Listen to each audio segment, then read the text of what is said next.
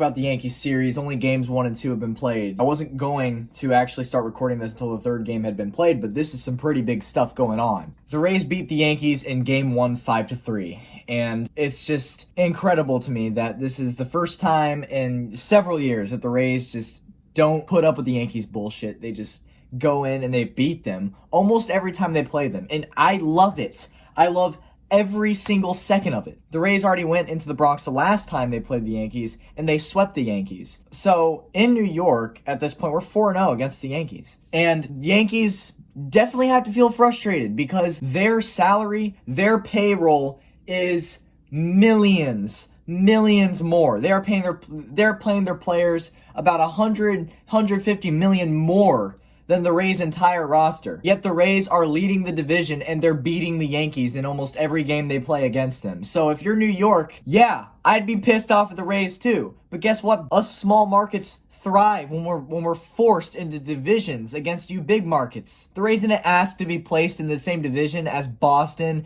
and New York and Toronto, but guess what? That's what we got back in 1998. And sure, you can beat us around year in, year out, but at some point, you bet your ass we're going to learn how to play against you guys. You can bet your ass that there will be a point where we're competitive against you and you're the one trailing us. And 2020 is that year that you are trailing us and we seem to be the big dogs of the division. And we seem to be the team to beat in the AL East. And 2020 is just one of those years. Garrett Cole played in this game against Tyler Glasnow. Tyler Glasnow played 6 innings, only allowing 2 hits, 9 strikeouts. Glasnow is on absolute fire and played way better than Garrett Cole did in this game. Way better. Garrett Cole played 5 innings, allowed 8 hits, 4 runs, had 7 strikeouts. First inning comes along. Ji-Man Choi hits a home run, a 2-run home run off of Garrett Cole. His second off of Garrett Cole this year. So Ji-Man Choi, he doesn't give a fuck who you are. He'll bash off of anybody. 3rd homer of the season. Top of the 2nd, Kevin Kiermaier hits a 2-run home run. Kevin Kiermaier has a solo home run off of Garrett Cole. It's 3-0 Tampa. Top of the 5th inning, Manuel Margot hits a RBI single, 4-0 Rays. Ji-Man Choi then singles in the 6th inning, driving in Arozarena. I think that's how you say it.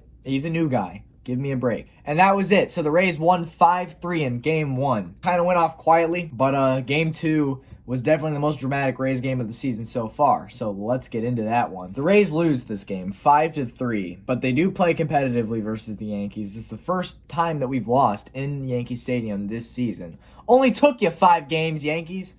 Pitching matchup was Trevor Richards versus Tanaka. Richards went 4 innings, allowed 5 hits, 5 strikeouts, only 2 runs.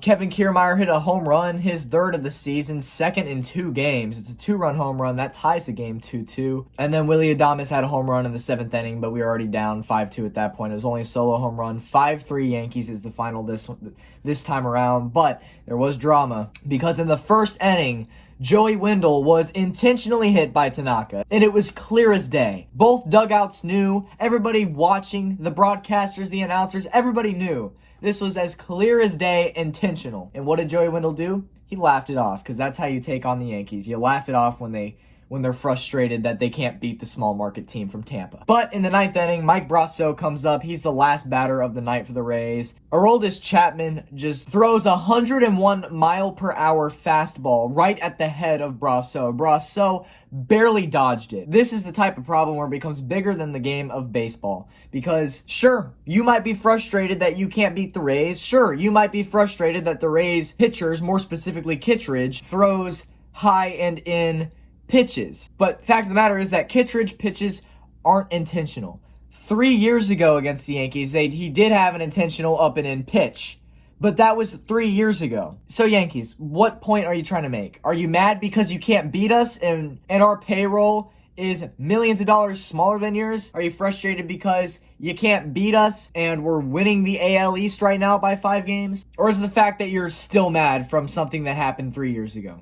Because I don't think that's what it was. Mike Brasso started talking some shit on his way after he struck out back to the dugout, and that caused the benches to clear. It was just a dirty, scary play by Aroldis Chapman, and he absolutely deserves the 3-game suspension that he got. He actually deserved a lot more of a suspension, but 3 games, we'll take that. Aaron Boone and Kevin Cash were both suspended 1 game, which will be today's game. And a comment that Kevin Cash made after last night's game that I want to repeat because it's so badass what he said. Yankee fans might see it as immature, unprofessional, But the Yankees started this. So it's definitely something that I want to repeat. It's something that I looked at and I thought, wow, Kevin Cash isn't putting up with anybody's bullshit.